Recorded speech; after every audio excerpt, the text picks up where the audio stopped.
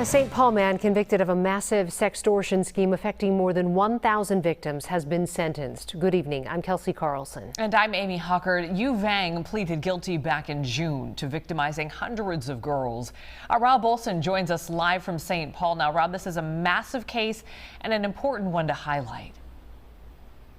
Yeah, a massive sentence on a massive case, the largest sextortion case in the nation, according to the FBI.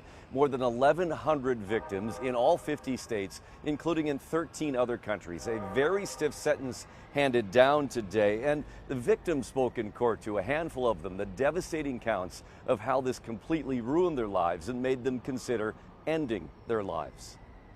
The amount of individuals and victims this person impacted lives is huge.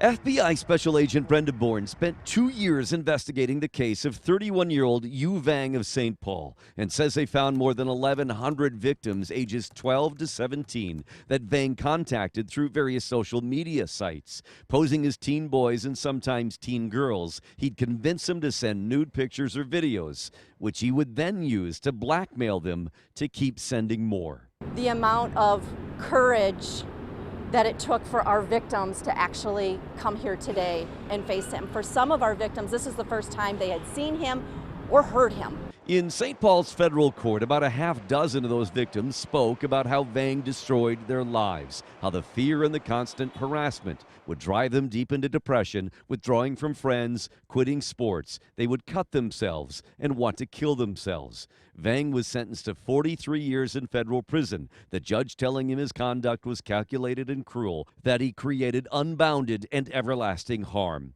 Bourne says they're still working to fully identify several hundred of the victims to let them know that Vang is being held accountable. Our intentions are to identify the victims so that we can get them whatever help and resources they need in their lives, because as we heard today, a majority of our victims had contemplated suicide.